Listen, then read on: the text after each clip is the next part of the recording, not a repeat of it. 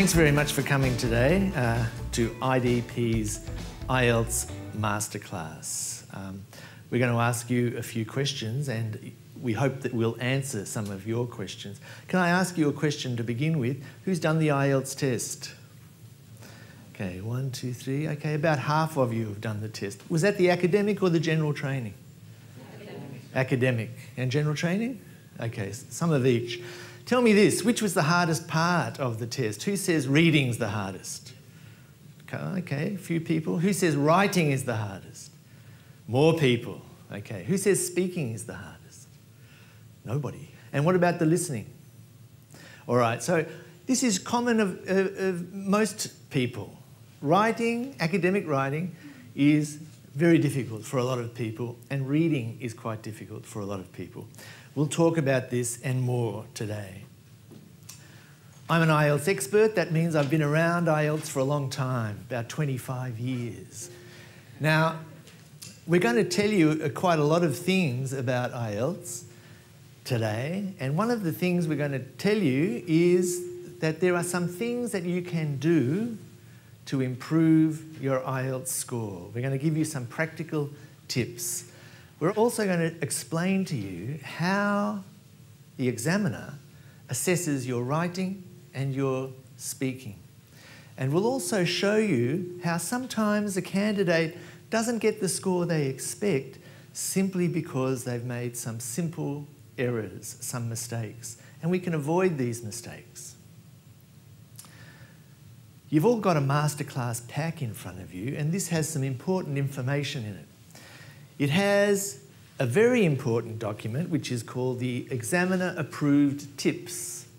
I want you to keep this. Don't throw it in the rubbish when you get home. Don't let your mother throw it in the rubbish, right? Make sure that you look at it tonight, look at it next week, and especially before you do the test, make sure you have another good look at it. It summarises a lot of the information that I'm going to tell you today. You'll also see that there are the assessment criteria for speaking and writing. These assessment criteria are what the examiner looks at when he or she gives you a score. We'll look at them in detail. And you'll also find in your pack some examples of question types in the writing and the listening. I think the first thing I want to tell you today is this. IELTS is a very big test of English. So anything that you learn in English will improve your IELTS score. That means your challenge is to try and improve your English every day. Those people who put their hands up and said that reading was difficult, how many times do you read English every week? Who does it every day? Okay, not everybody. Who reads something that is not related to their subject at university? Who reads a newspaper, for example, or a novel? Okay, so not everybody again. This is important. If you want to improve your reading, you read. But if you read as well, that will improve your writing and your speaking and your listening. So that is what you have to do. Enhance your English every day.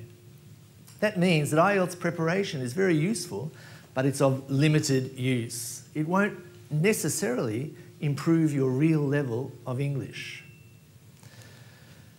As I said before, we'll look at some IELTS questions. How is IELTS assessed? And one of the things that we do in IELTS is we ask you to answer a lot of questions in a short time. So I will be showing you how you can speed up, and this is an important factor in your success. As I said before, the examiner is looking for specific skills in your speaking and writing. I'll show you what they are. And finally, as I said before, there are some mistakes that you can avoid, and I'll show you what they are as well. Your first question, of course, is to ask this. Do I want to do the academic version of IELTS or the general training version of IELTS? Because IELTS is unique. It offers you two different types of test. Now, of course, for university, they'll probably ask you for an academic test. If it's for registration as a doctor or a nurse, again, an academic test. But it may be that for other purposes, you have a choice. That means you need to think about your skills. If you are very comfortable reading an academic type of text, if you've done a lot of this at university, then academic reading will be very suitable for you. But if you haven't, general training might be more suitable. Consider general training if there is an option, and think very carefully about what type of test the organisation, the government department, the institution is asking for. So let's begin by looking at the IELTS writing. As you can see, there are two types of IELTS writing, right? You've got the academic and the general training. They both take 60 minutes. And in both, there are two tasks.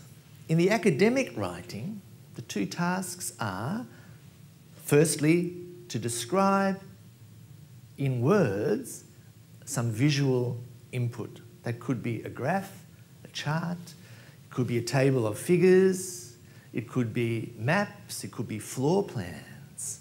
But the visual is given to you and you have to describe it in words. In task 2, you are asked to write an essay where you give your opinion. Now, if you start reading more serious English newspapers or serious English news magazines, then you'll find that people in those publications are in fact writing very beautiful task 2 essays. They are giving their opinion, and this reading will help you in your writing. In general training writing, the first task is somewhat different. It's writing a letter. You are told who you should write to, you are told what you should say in your letter. Again, if you are reading a serious English newspaper, you'll find that there are letters in a newspaper. This is good practice for you for your general training writing.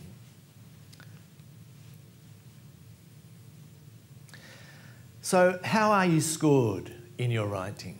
Well, you'll find in the assessment criteria that you have in your pack that there are 4 columns. The examiner does not look at your writing and say, oh, that is a 6. The examiner says you are a 6 for this criterion, you are a 7 for the next criterion, you are a 6 for the next criterion, and maybe a 7 for the last criterion. You may be very good in some parts of your writing, but you may need to improve other parts of your writing. Today, maybe I can help you work out where you are strong and where you are weak in your writing. So the first criterion is called task achievement. It simply means that you are able to answer the question directly and fully. In fact, that you understand the question. So this is the first thing that you have to be able to do. It's 25% of the mark. The next criterion is called coherence and cohesion. What does that mean?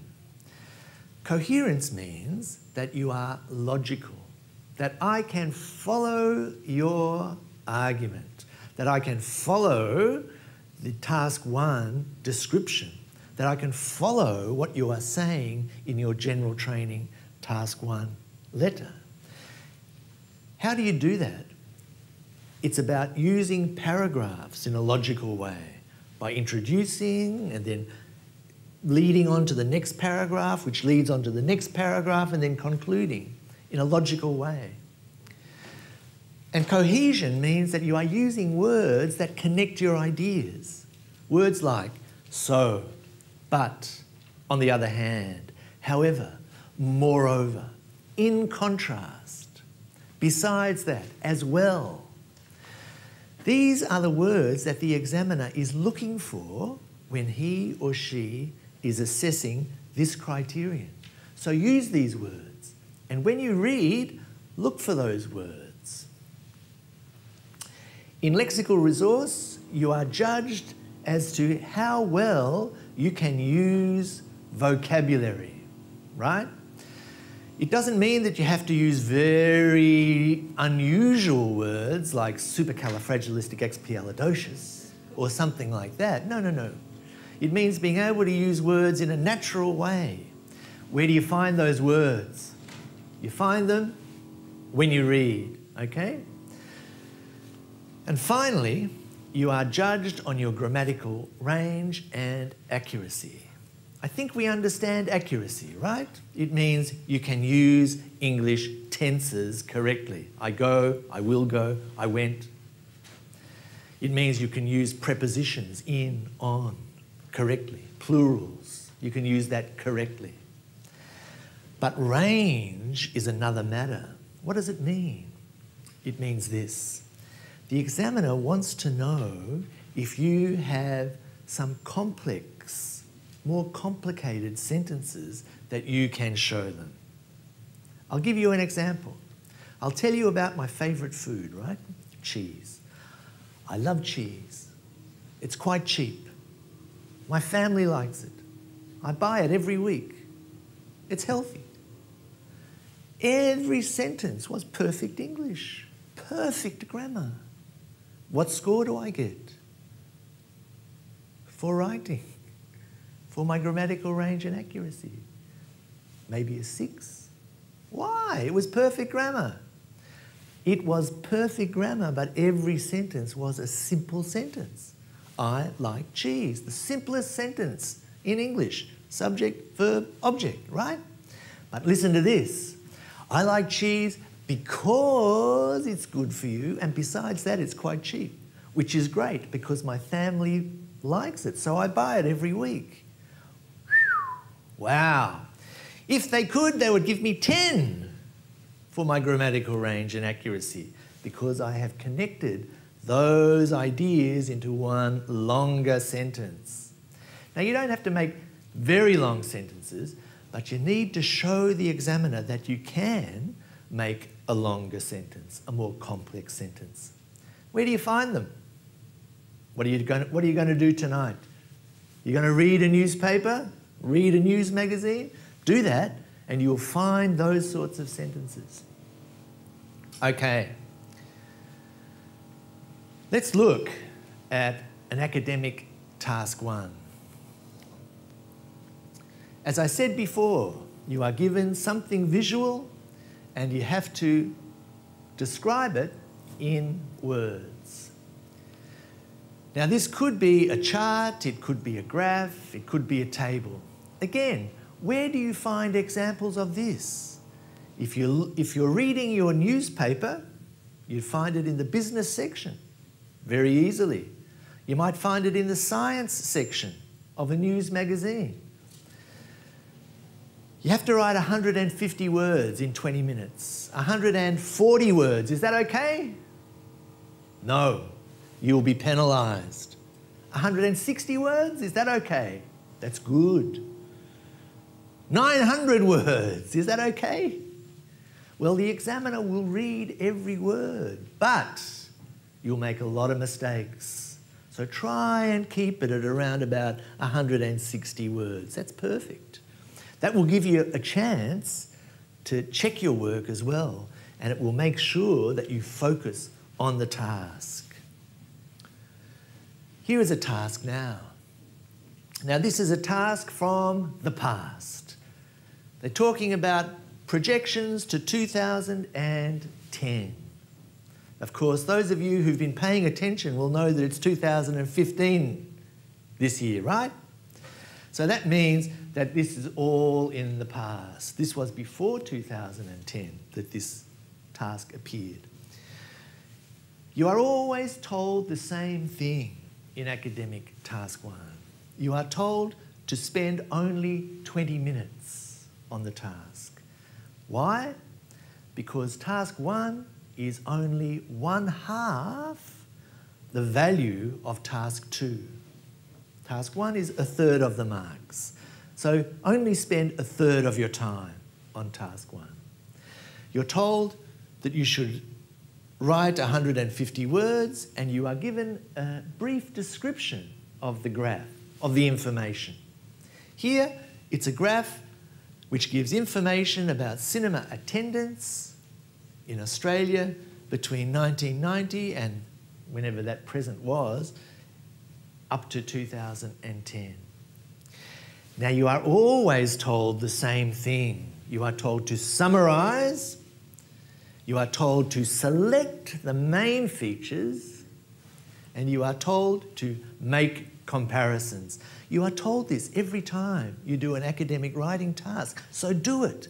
This is task achievement. This is what you are judged on. So what are the main features here? Look at this graph.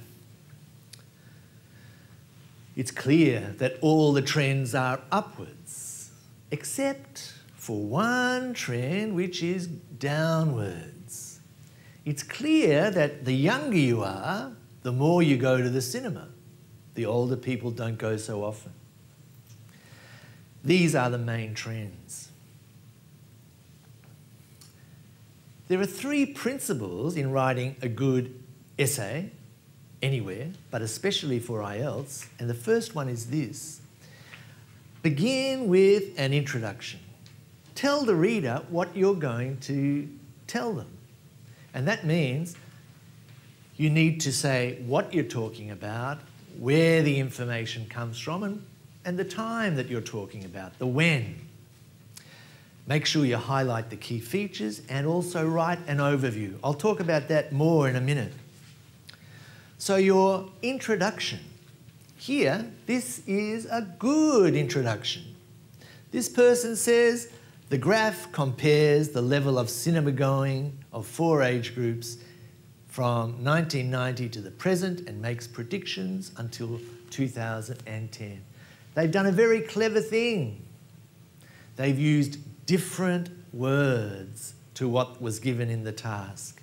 Instead of saying shows, they've said compares. Instead of saying cinema attendance, they've said cinema going. Instead of saying between those dates, they've said from this date to another date. Instead of projections, they've said predictions. This is clever because the examiner will say, oh yes, this person has good vocabulary, a good lexical resource. Don't just repeat the words that you are given. Now this person continues by highlighting the key features. Not just highlighting the key features, but supporting that description with numbers. 5%, 96%, 60%, etc. If you didn't use numbers, if you didn't quote figures, data, what would be the highest score that you could get for task achievement?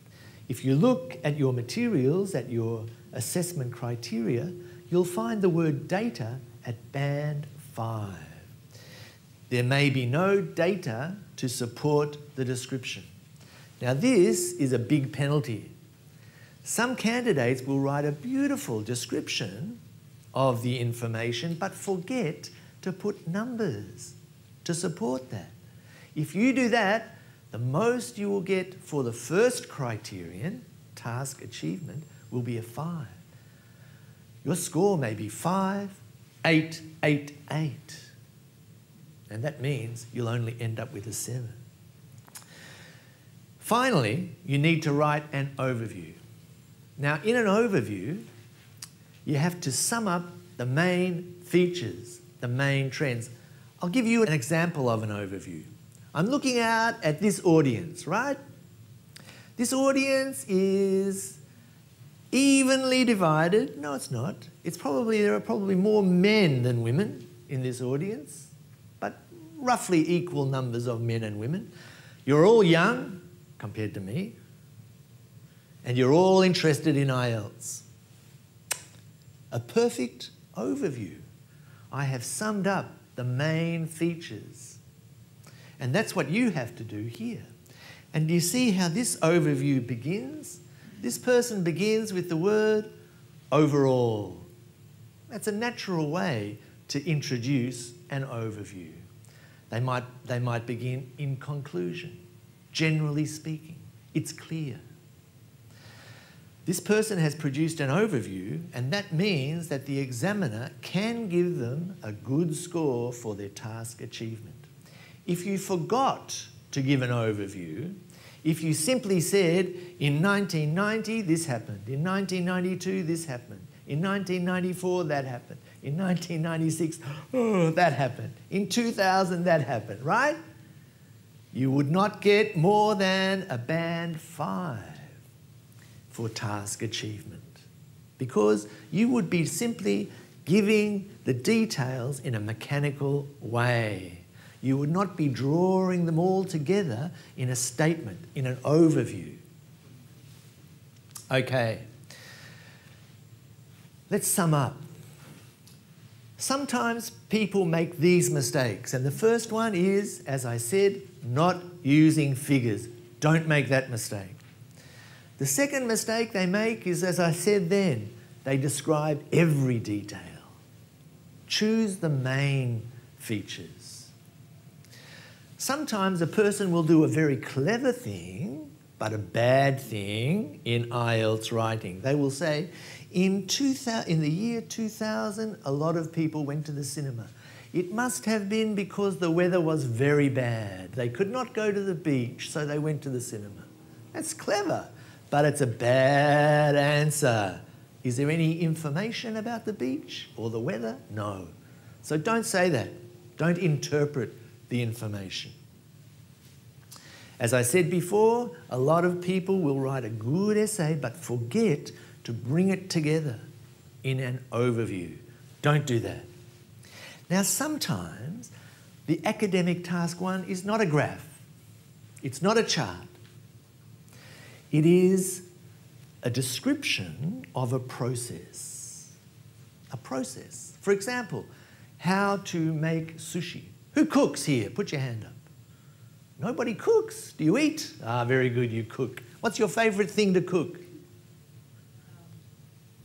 Just about anything. Just about anything, very good. Let's say, for example, you like fried rice, okay? Who likes fried rice? Very good. I'll talk to you. Fried rice. First of all, you steam the rice and you cut up some vegetables. Tell me if I'm doing this correctly, right? Then you heat some oil, then you put the onions and things in the oil, and then you chop up some whatever it is that you're going to put into the fried rice. Then you fry it, right? Then you put some spices in, right? I'm a good cook, aren't I? Very good cook. My wife doesn't agree. These are the stages of a process. Your overview for this type of task is there are 5 stages in cooking fried rice, and they involve cutting up and cooking. Very good. That's an overview. So think about that. I'll give you a task. When you go home tonight and you cook in English. First, I am going to do this. Then I'm going to do this. After that, I will do that. And finally, I will do this. You are practicing academic task 1 writing. You're also practicing for your speaking test as well. Because in a speaking test, you might be asked, how do you do that? What do you like to do in the kitchen? And when you do that sequence, when you say that there are 5 steps or 6 steps in this, you have to connect them with words. First, then, after that, finally. Okay, let's move on now and just check. Have we written 150 words? Good. Have you included an overview? Great. Have you selected the most important information? Wonderful. And have you supported your points with figures, with data? Have you compared? This is important. Have you used those words to show the comparison, in contrast as well, in a similar way? Have you organised your key points into paragraphs? When do you do that? After you finish writing? I suggest you might do that before you start writing. Who writes an essay plan before they write? Very good, good, good, bad, bad, bad. Take 2 minutes to say, okay, I'm going to write this in the first paragraph, then I'm going to write that in the next paragraph, then I'm going to do that in the next paragraph, and finally I'm going to do that. This will help you check that you have covered the key features as well. And finally, have you checked for mistakes in grammar and spelling? Who writes like this in IELTS? Write, pens down. Who writes like this? Write. Ah, mistake. Oh, mistake. Ah, pens down. Which person gets the better score? The second person, of course. Be like that. Leave 2 or 3 minutes to check for spelling and grammar mistakes. Okay, now we're going to look at General Training Task 1 very briefly. Remember what I said? It's a letter. And the letter looks like this. This is an example, and you are always told, firstly, what the situation is. Okay? Here the situation is, you've heard about plans to build apartments in a park. Then you are told who to write to. In this case, you are told to write to the editor of a newspaper. Then you are told 3 things, and sometimes 4 things, that you have to mention. If you forgot to mention one of these things, what would happen? If you look at your assessment criteria there, you'll find that the most you could get for the first criterion would be a 4. If you forgot to mention one of these points, you could only get a 4. So make sure that you give all of those points. And finally, you are told how to begin your letter. Dear Sir or Madam, this is a formal letter. You don't know this person, right? So you start, Dear Sir or Madam, how are you? How's your wife? Mine's okay. Good?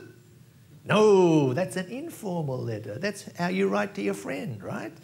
So you need to write in a way that is formal. You have to write 150 words, and you should not spend more than 20 minutes on this. Again, make a little plan before you start writing. So my advice to you for General Training Task 1, be sure that you are writing in the correct style, okay? If you're writing to your friend, to invite your friend to a party, you don't say, Dear John, I am writing to request that you attend my party on the 15th of this month. No, that's a formal letter, right? You say, Dear John, how are you? I'm having a party. Okay, that's the important thing. You have to avoid, as in academic, you have to avoid using the same words that you are given in the task. Change the words a little bit. Make sure that you begin as you are told to begin.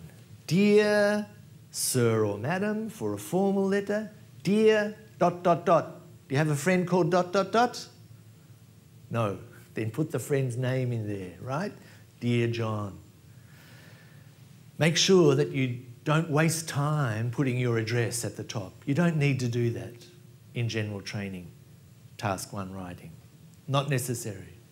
And finally, end the letter in the appropriate way. If it's a formal letter, we normally say yours faithfully. If it's an informal letter to a friend, you'd say yours, or cheers, or love. Okay, that's Task 1. Let's now look at Task 2. Now, academic Task 2 and General Training Task 2 are very much the same. You are asked to give your opinion. And here is an example of a typical Task 2 task. It always follows the same pattern. You are given a statement. This statement is important to understand. Here, the statement is quite easy. It says, graduates earn more, so they should pay for their study. It's a simple statement. Do you agree, yes or no? Do you disagree? Yes or no? You have to have opinions about this. Where do you get opinions like that? What are you doing tonight? Are you reading? If you look at a newspaper, a news magazine, you'll find people talking about these subjects. And then you are given another suggestion as to how you should respond. In this case, you are asked, do you agree or do you disagree? To what extent do you agree or disagree? It's a simple request. You can answer that question very easily. You could say, I agree, because of this and this and this and this. That's a good answer. You're not asked to do very much. It's a fairly simple question, this one. And look at this. You are always told to give reasons. You are told to give examples from your own knowledge and experience. That means in an IELTS Task 2, you can say, I think this because it happened to my friend. That's perfectly okay. At university, you don't say that, do you? You don't say, oh, I think this, it happened to me. No, you have to say it happened to somebody else and you read it in a book, right? But in IELTS Task 2, use the word I. That's fine, no problem. You have to write 250 words. 240, is that okay? No. 260, is that okay? That's good. 950, is that okay? That's too many. So make sure that you write around 260, 270, that's perfect. And here you should spend 40 minutes because this is twice the value of a Task 1. Look at this one. This is a different task, but a similar topic. Here, the proposition that we begin with is more complicated because it says some people think this and other people think something else. There are two parts to this statement, so it's more complicated. Some people think that students should pay the full amount of their education. Others say that it should be free. And then your response is also more complicated. You are asked to discuss both views and give your own opinion. You are asked to do 3 things. What happens if you only do 2 things? You will only get a 5 for your first criterion. It's there in your assessment criteria. You answer the question only in part. So make sure that you decide how many things you have to say and do those things. In this case, it's 3 things. Again, you're told, give reasons, examples from your own knowledge and experience. Let's look at another task, and this time it's a general training task too, but as I said, it's quite similar to an academic one. Here, the statement is quite complicated because there are 2 parts to it. It says, many people in many countries are eating unhealthy food and taking less exercise. They're doing 2 things. And then you are asked a complicated question. What are the causes of this? What are the causes of this? And what can be done? What are the solutions to both of those things? In fact, you are asked for 4 points in your answer. The causes of the eating problem, the causes of the exercise problem, solutions to the eating problem, and solutions to the exercise problem. So make sure that you give 4 points. Okay, let's move on and look at a summary of what I just said. Spend time on each task as you should, 20 minutes and 40 minutes, not 30 minutes and 30 minutes. Make sure that you understand the task, analyse the task. How many things do I have to say? Make sure that you make it clear what your position is. Use the word I think this, I believe, in my opinion. That's important. The examiner wants to see that. Link your ideas. Remember, coherence and cohesion, we have to link our ideas. So, but, as well, furthermore. Make sure you spend a little bit of time at the beginning saying, I'm going to write 4 or 5 paragraphs about this. Make sure that you write in paragraphs. Don't use dot points. Don't use note form. Don't use numbered lists, 1, 2, 3. Don't do this. Don't use subheadings. Don't do these things, please.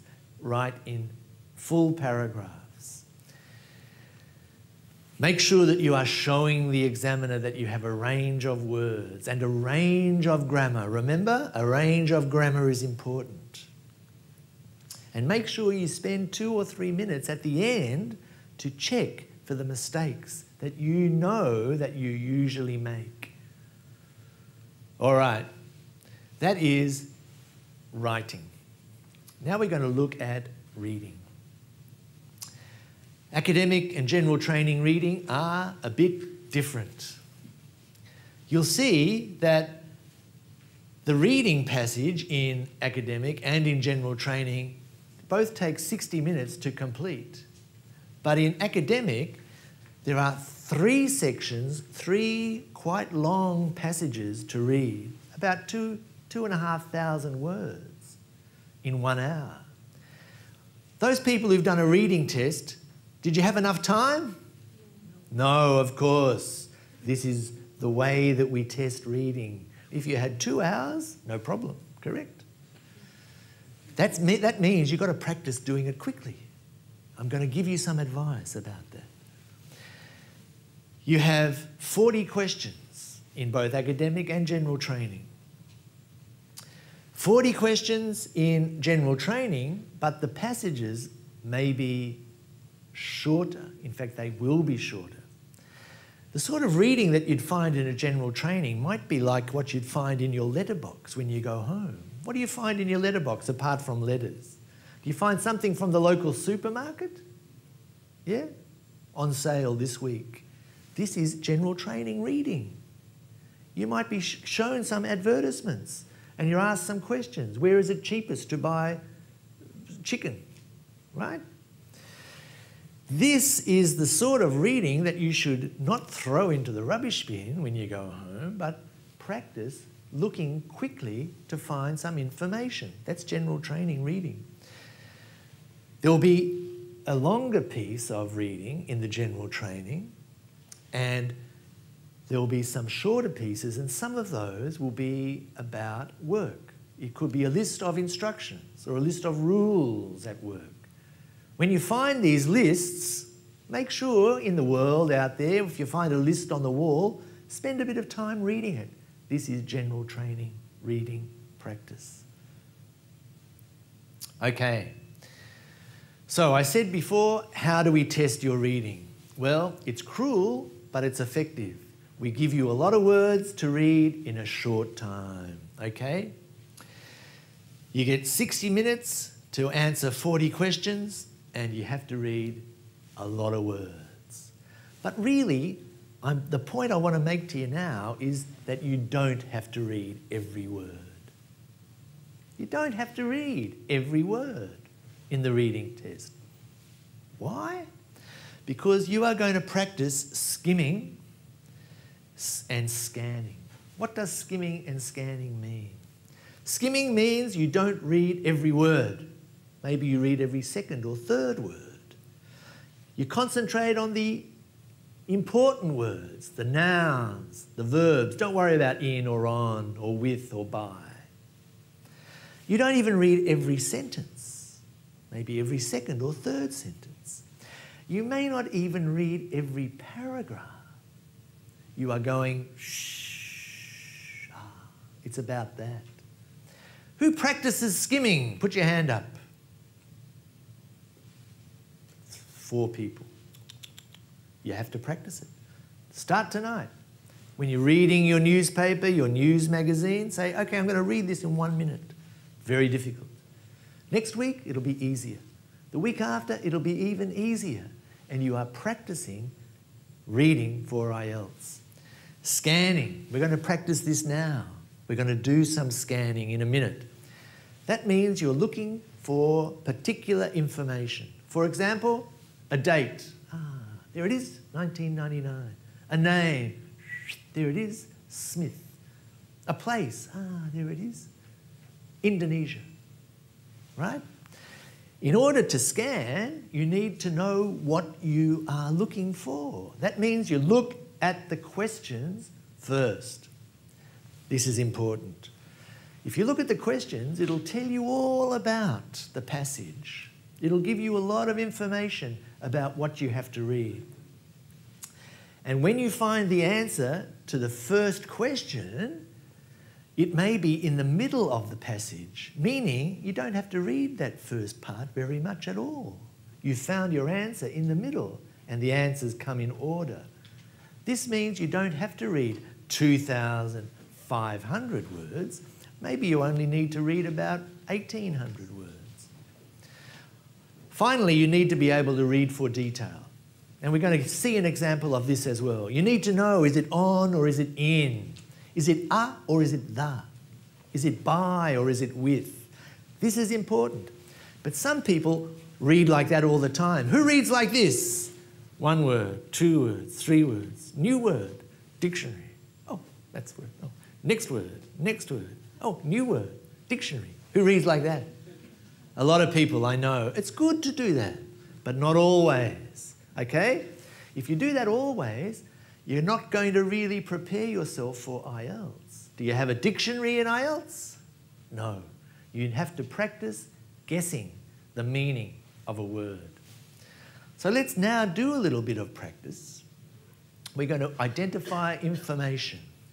Now, do you see this beautiful type of question? It says true, false, and not given. Our favourite type of question in IELTS, right? No? Oh, okay. Sorry. I thought you liked it. True is easy. True is, it's what is said in the reading passage. False is easy. It's the opposite of what is said in the reading passage. Not given is difficult.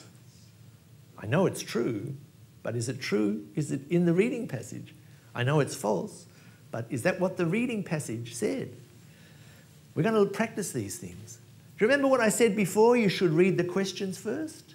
So let's look at the questions. In this type of question, you are given a statement and you have to decide, is it true, false, or not given? This first one, Aboriginal Australians are probably descended from the inhabitants of Africa. In order to scan, in order to read quickly and find the information quickly, we need to work out what the key words are. You tell me, what are the key words here? Some people say Aboriginal. This is not a key word because this whole passage is about Aboriginal, Aboriginal, Aboriginal, Aboriginal, Aboriginal. We want to know some information about where and what they did.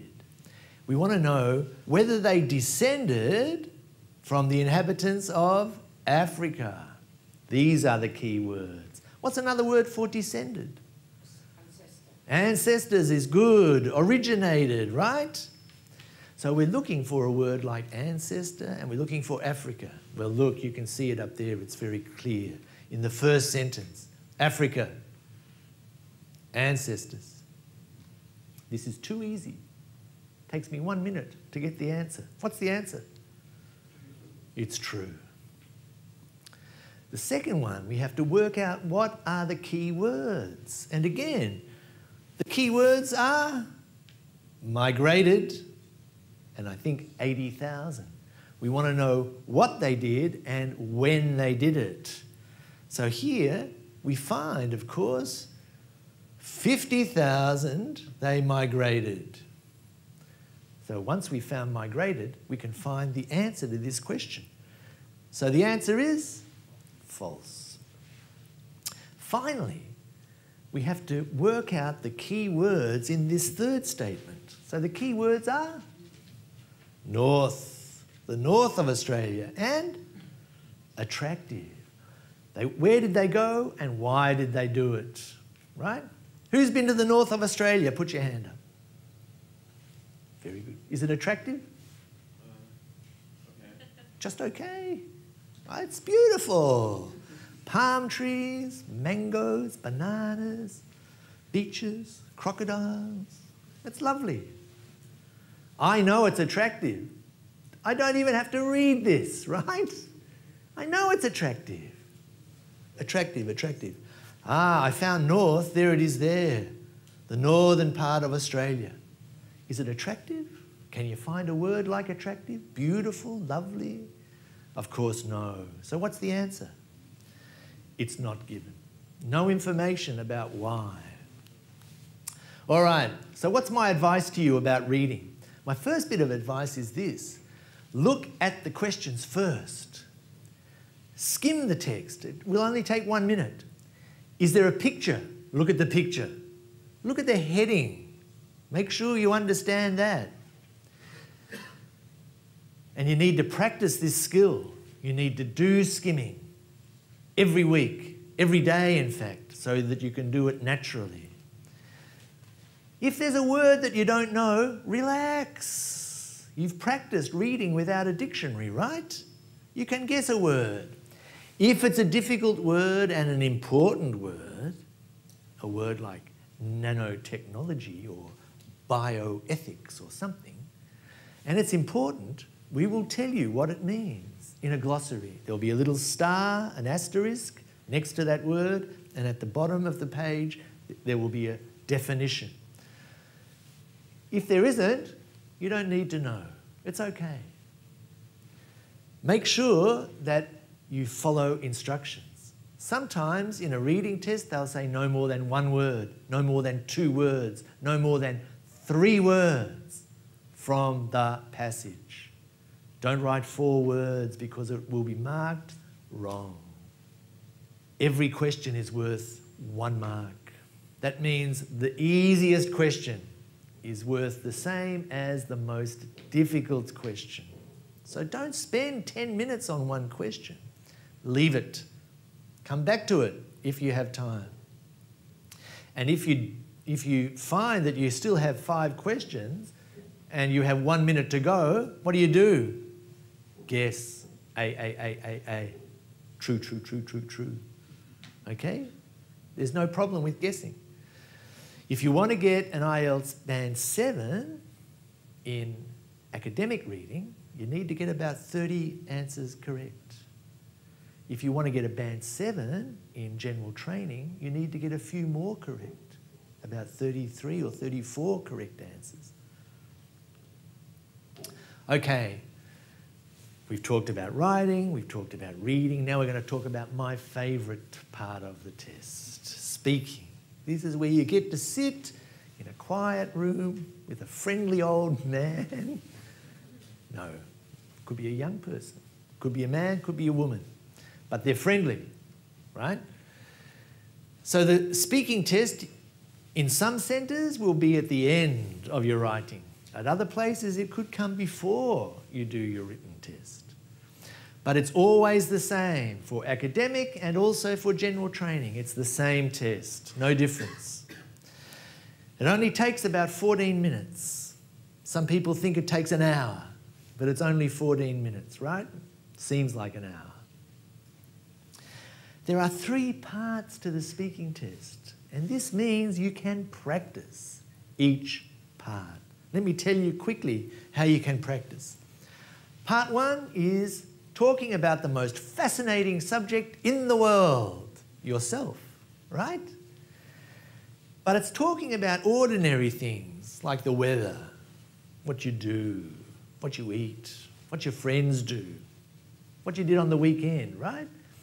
Sometimes we don't talk about ordinary things in English, right? You're complaining about your boyfriend or something. Do you use English to do that? Think about it.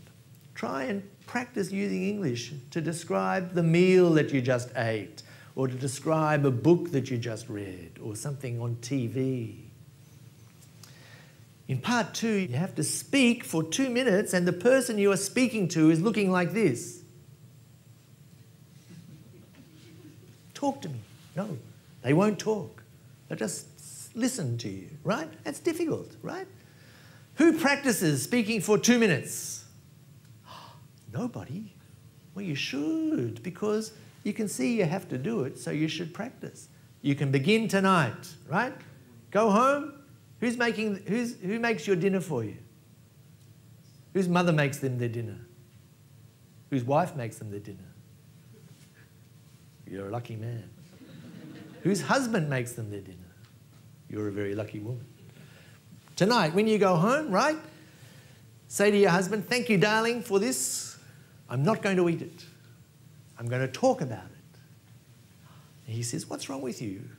And you say, no, I'm going to practice IELTS.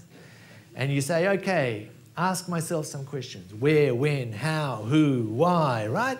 Where? My husband cooked this for me in the kitchen. What? Yes, he's cooking fried rice. He always cooks it. How? He used a lot of oil. He loves oil, right? And too much garlic, right? You can talk about that for 10 minutes. But also tonight, when your husband brings you your dinner, say, darling, can I have a piece of paper and a pencil too, please? I'm going to make notes for 1 minute first. This is a skill, right? It's a skill that you can practice.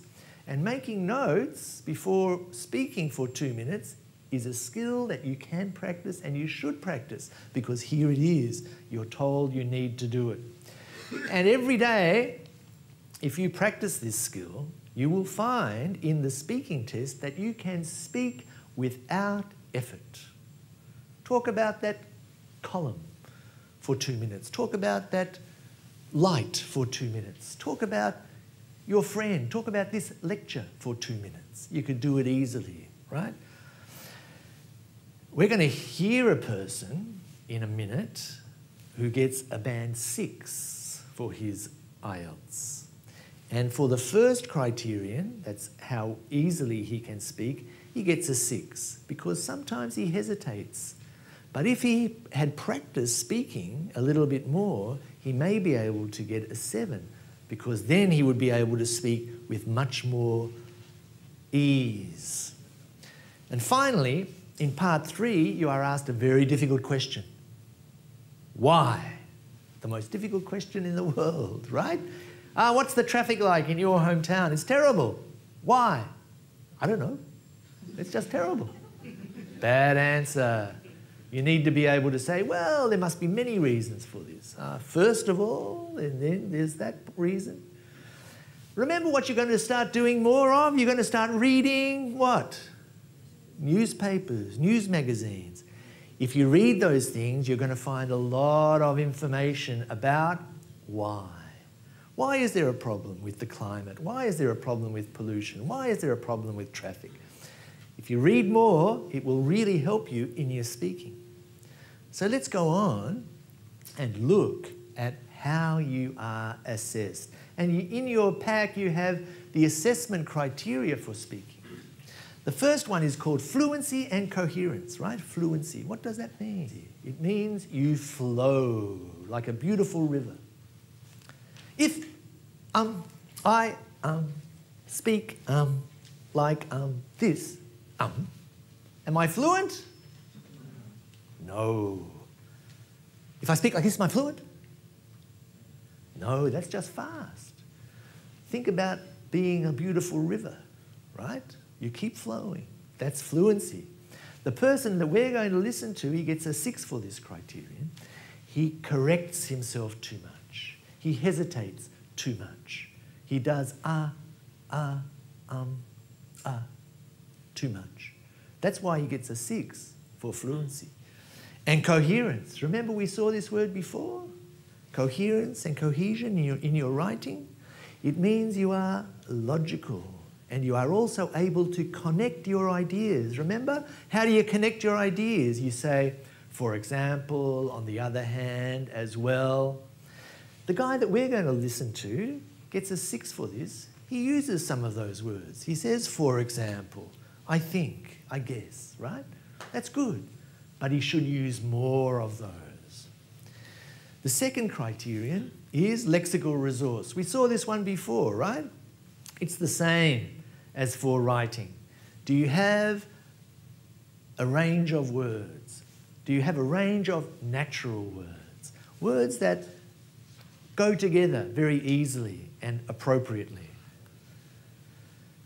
We've seen this one before too. It's the same as in writing. Do you have some accurate grammar, and can you express your ideas with a bit of complexity? This guy that we're going to listen to can do that, but he makes too many errors to get a 7. And finally, and maybe the most difficult one for some people, is pronunciation. Pronunciation is a difficult thing for some people. Who finds it difficult? Nobody. A couple of people, right?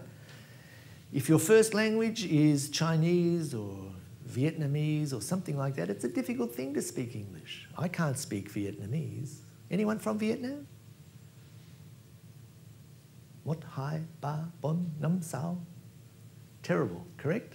Yeah, see? Terrible. I thought it was good.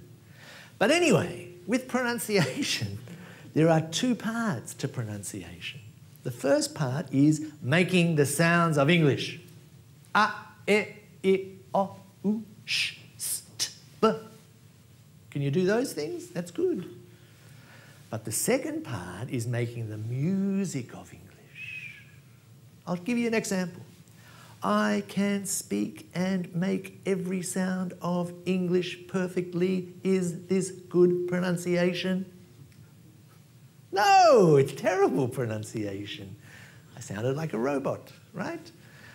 The examiner is listening for 2 things. The examiner is listening also for phonological features, arrange, intonation, to be able to say, this is important, but that is not so important. I'm sure about that, but I'm not sure about that. Do you hear that my voice is going up and down to give you some information? This is the way that English is pronounced. You need to practice it. If you speak like this, you're not going to get a very good score for pronunciation. So practice.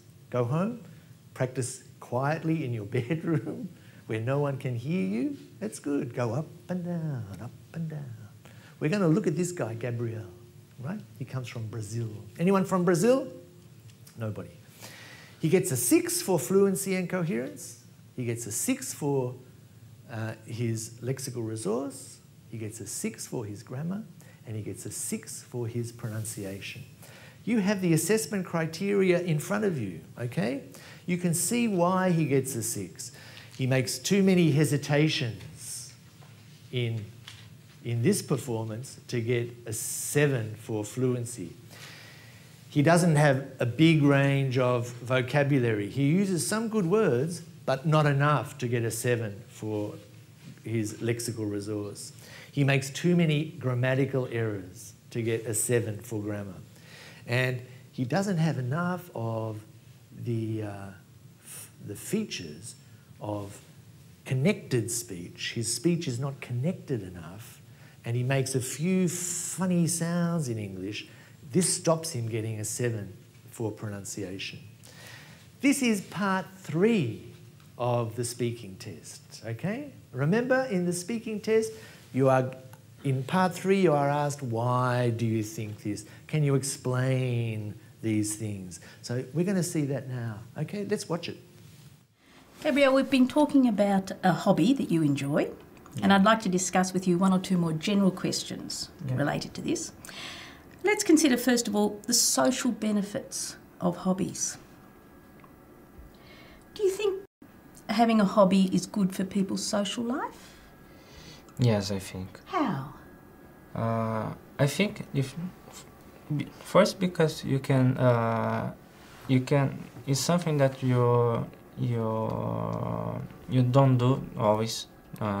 It's not like going to work or going to study, so it's something you really enjoy and it's good to relax. Can be a way to escape from day-to-day activities. What do you mean by escape? Well, I think some people they need to, not always to have something to do, and they need to be pleasure what they are doing. So if you do always everything, for example, working or studying, it's really stressful. So you need to have other thing to to be relaxed or to have a better life. I think that's why it's really important for everybody. And this is my point of view. But I think if nobody has this, they start, for example, they can start using drugs or drinking too much, or sometimes this way to escape is, for example, driving over the limit and everything. So I think it's better for the society. This. Some people might think that others spend too much time on their hobbies. Do you think there are any negative effects of that, of spending too much time on your hobby? I think you need to have a control, because the hobbies, they must be a hobby, not all. They can't be all day-to-day activity. You need to have a control of everything. For example, if you spend too much time doing hobby, there's something wrong. Maybe it's not what you want to work. It's not what you really want. Or, for example, or if you are a student, it's not something you enjoy. So you need to work with something you like, and also if you want to study, you need to study of you like.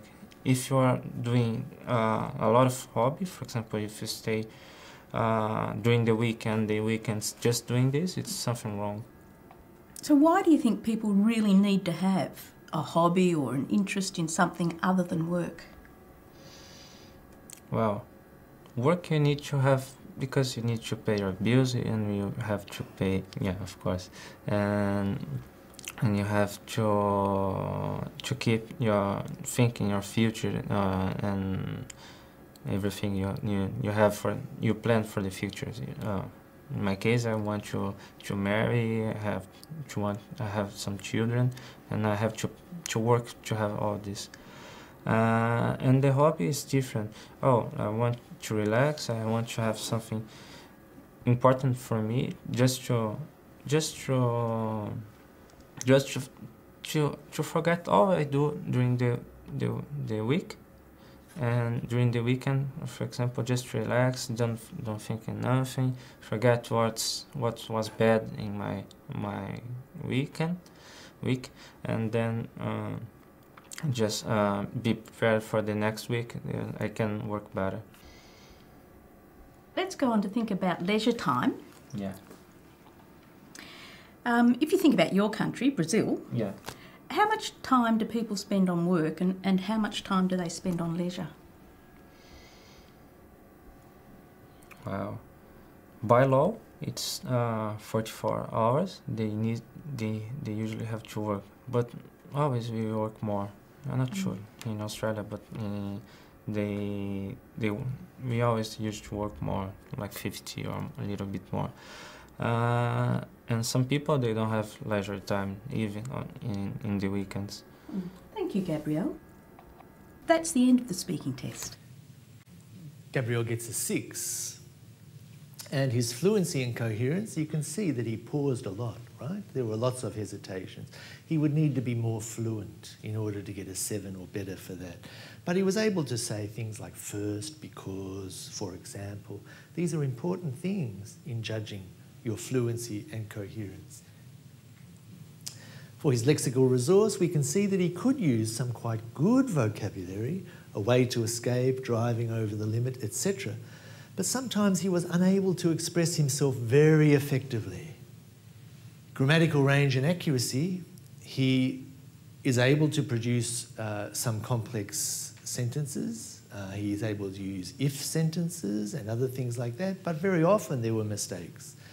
Sometimes with the word order, the adverbs, they need always have something to do. Things like that. There were too many of those mistakes to give him more than a band 6 for grammar. And his pronunciation, it was affected by all of those hesitations, right? It didn't have that musical quality.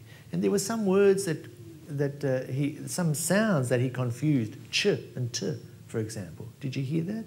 Which was a little bit confusing sometimes. That's why he got no more than a 6 for pronunciation. So we've seen that there are a lot of things that you can do to improve your speaking, and I'd tell you that reading is an important thing to do. But when you do the test, make sure that you are in the groove, that you are using English in the days before you do the test. Don't just speak Chinese on Monday, Chinese on Tuesday, Chinese on Wednesday, Chinese on Thursday, Chinese on Friday, and perfect English on Saturday. Tell your friends, we're going to speak English this week. They'll say, sorry, what do you say? No. Some of us get anxious. Some of us get a little bit nervous, right? And we speak too quickly. Who does that? Yes, a lot of people. If that's your problem, realise that that is your problem and decide, okay, I'm going to slow it down. Slower is better than too fast. Practice this thing.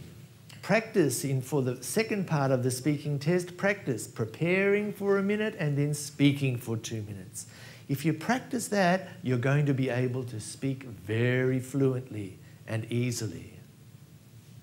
If someone asks you a question that you have no answer for, right? Why is the traffic bad in your hometown? Well, think about some fillers. I'm not sure why it's bad. I've never really thought about it. I suppose there are lots of reasons. I suppose the first reason might be, you see, I haven't answered the question yet, but I've been using perfect English, working up to the answer. Don't sound flat. Use some colour in your voice to show what you think is important. This is important. That's not important. And if you make a grammar mistake, you can correct it, but don't correct every mistake, because then you'll be like that candidate and pause too much. And that will mean your score for the first criterion, fluency, goes down. All right. We've looked at 3 parts of the test, and we're going to briefly finish with listening. And the listening test is the same for academic and general training. If you have done the test in another country, not in Australia, you will have started with the listening test. But in Australia, now, listening is the last part of the written section of the test. You begin with writing. The listening part of the test goes for 30 minutes. There are 40 questions. It's the same for academic and general training, as I said. You get 10 minutes at the end to transfer your answers. That means that you can write all over the question booklet, circle key words, right? In the listening, we're doing what we did in the reading. We are looking for key words. Remember, in the reading, we thought, what is the key word here? In the listening, you do the same. But in the listening, you will hear a word that means the same as the key word, and maybe not exactly that word. So you have to think, all right, this is a key word, but what's another way of saying that? That is what you will hear in the listening. In the listening, the questions come in the same order as the answers. That means if you hear the answer to question 25, you know the answer to question 26 is coming next. If you hear the answer to question 26, you know the answer to question 25 has gone. 25 has gone. So, remember that you only hear the recording once. That means if you miss it, it's gone forever. You have in your handouts, you have the questions for part 3 of the listening test.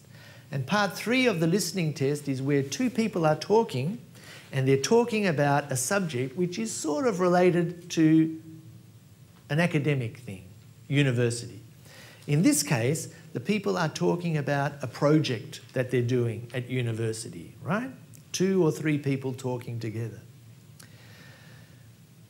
You have the questions there. Have you got them in front of you? Have a look at them now. Look at the questions and think, okay, for the first question, which is question number 21, what is the key word that I am looking for? You're given time in the listening test to look at the questions, so you should spend this time carefully looking at the questions and circling key words. Let's begin. Section 3. You will hear part of a seminar entitled Understanding the World's Oceans, given by a climate scientist. First, you have some time to look at questions 21 to 25 on pages 5 and 6.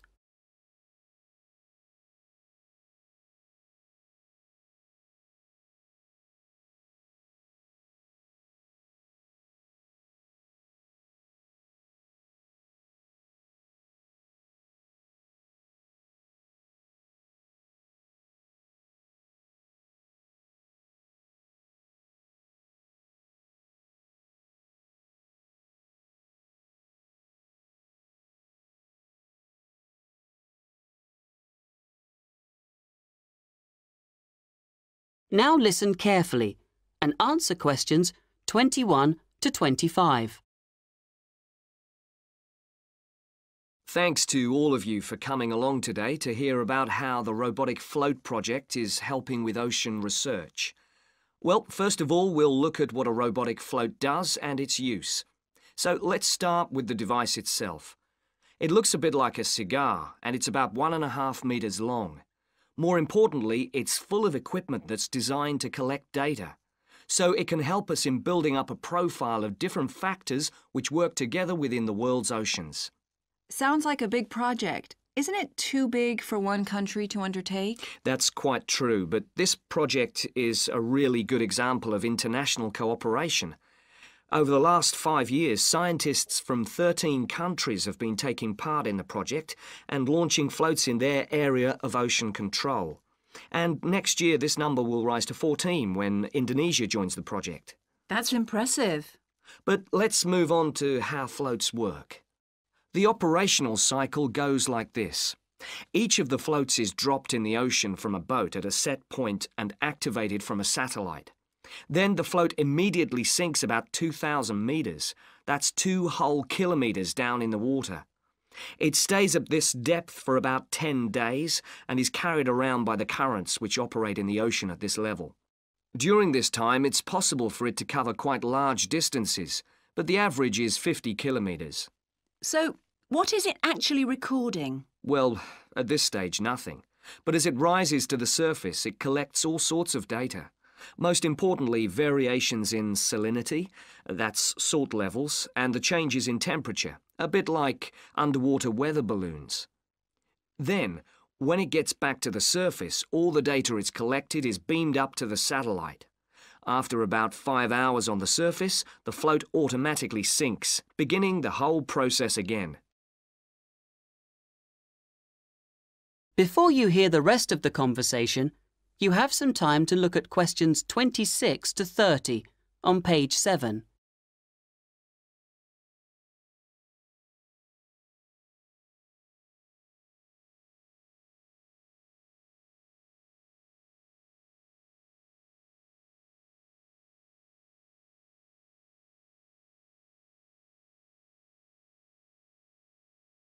Now listen and answer questions 26 to 30.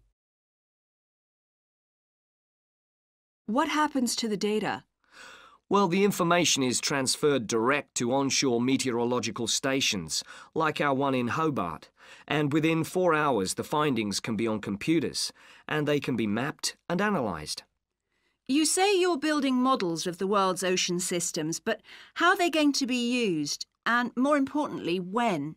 Some of the data has already helped in completing projects. For example, our understanding of the underlying causes of El Niño events is being confirmed by float data. Another way we're using float data is to help us to understand the mechanics of climate change, like global warming and ozone depletion. That's part of an ongoing variability study, but the results are still a long way off. However, this is not the case with our ocean weather forecasting. Because we know from the floats what the prevailing weather conditions will be in certain parts of the ocean, we can advise the Navy on search and rescue missions. That's happening right now, and many yachtsmen owe their lives to the success of this project. In addition, the float data can help us to look at the biological implications of ocean processes. Would that help with preserving fish stocks? Yes, and advising governments on fisheries legislation. We're well on the way to completing a project on this. We hope it will help to bring about more sustainable fishing practices. We'll be seeing the results of that quite soon. It sounds like the data from floats has lots of applications. Yes, it does. It's also a powerful agricultural tool. If we were aware of what the weather would be like, say, next year, we could make sure that the farmers planted appropriate grain varieties to produce the best yield from the available rainfall. That sounds a bit like science fiction, especially when now we can't even tell them when a drought will break. I agree that this concept is still a long way in the future, but it will come eventually, and the float data will have made a contribution. That is the end of section 3. You now have half a minute to check your answers. Okay, so how'd you go? The float is shaped like a cigar. Now it's important that you spell this correctly. C-I-G-A-R. If you don't spell it correctly, it will be marked wrong. Scientists from 13 countries. Remember, you can use up to 3 words and or a number for each one, so you could write down 13 as a word, that's okay. Question 23, activated. Remember, it has to be the correct grammar, ED, so activate would be wrong. Question 24, 50 kilometres. There are a couple of ways of spelling kilometres, okay? E-R-S or R-E-S, that's okay. Both English spelling and American spelling are okay in IELTS. Oop. That question there, changes in temperature. Looking at question 26, you simply have to put down a letter. El Nino is A at present. C for question 27. A for question 28. B for 29. And C for 30. With a question like this, you could predict a lot of this, don't you think? Even before you hear your listening recording. So that means you should spend a bit of time looking at the questions before you listen to the recording, because that will help you predict what the answer will be. Okay, so we finished with the listening, but my advice to you is this. Use the time that you are given to look at the questions. Use the time that you are given to check your answers. Use your pencil, underline key words, okay? Put a circle around things that you think are important. Think of synonyms, because these are the words, similar words, that you will hear in the recording. The questions, as I said, follow the order of the answers. So keep going on. If you've missed something, it's gone forever. Keep focusing on the next one. Have 2 ideas, have 2 questions in your head at the same time, so that if you miss the first one, you're able to catch the next one. Remember, follow instructions. As with the reading, if they say no more than 3 words, don't put 4 words. And remember, spelling is important. Intonation will also help you focus on what is important. If the speaker is saying it was in 1993, no, it was 94. You can hear from the intonation which one is the correct answer. So, thank you very much for coming to this masterclass, and I just want to remind you that your challenge is to improve your English. And the more you improve your English, the better your IELTS score will be. And when you're learning a language, it means it's a process that occurs every day. You get up in the morning and you think, what am I going to do to improve my English? When you go shopping, make sure you use some English when you go shopping. When you're standing at the bus stop, make sure you use some English. If you don't do that, you've lost an opportunity.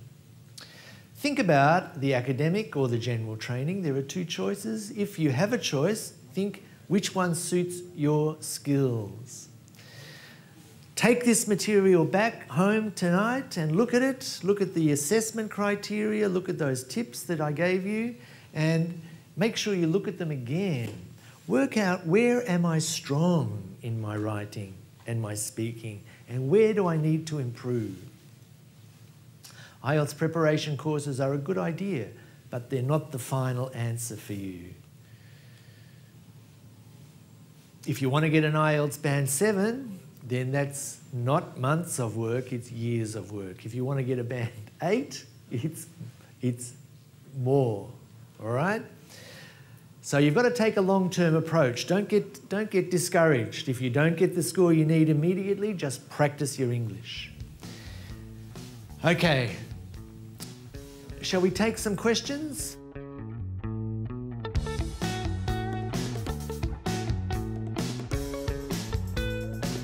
No. You have to choose which are the most important figures, which are the most important features, okay? So you choose which are the most important features and support them with figures, okay?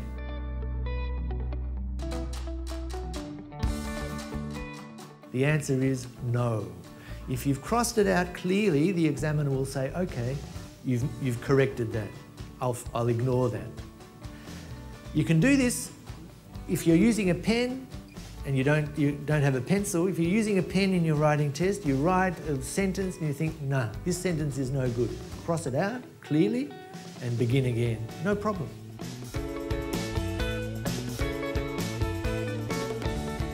Some people can't talk unless they use their hands, okay? That's fine, there's no problem. The examiner will not give you a score for your hands, of course, but if you use your hands naturally, just do it. It's not a problem. The examiner will only be listening to your words. You can smile, you can use your hands, you can go like this, you can do anything, but the examiner is only listening to your language, okay? The answer is yes. The examiner will give you a score as soon as you leave the room. The examiner will think about your performance, will look at the descriptors and give you 4 scores. 1 for fluency, 1 for lexical resource, 1 for grammar and 1 for pronunciation. But you are also recorded. So if there is any doubt about your score, another examiner will listen to this recording. It doesn't really matter. As long as it is clear, then that is the most important thing. A person, for example, might say there are 3 issues in this topic, right? And each one has pros and cons. They might start with the first issue, pros and cons. The second paragraph might be the next issue, pros and cons. Or they might organise it by saying, well, here are the pros of these 3 issues, all in one paragraph. Then here are the cons. They're both quite logical ways to write an essay, and they're both quite clear ways to write an essay. The thing that is not clear is if you say, oh yes, here are the pros, and then suddenly a con without explanation, right? Or if you say, I believe this, and in the next paragraph you say the opposite, right? So try and be logical and consistent, and that's all you need to do.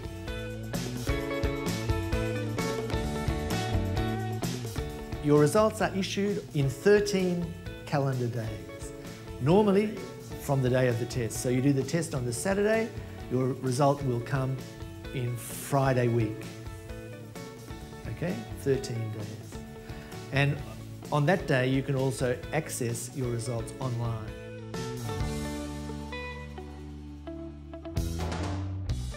I can't say. It's more difficult for some people but maybe not more difficult for other people. It is true that you need to get a higher score, raw score, in your general training to achieve the same band score as your academic. So a score of 30 in academic will be about a band 7, but at 30 in general training reading will only be a 6.5. Okay?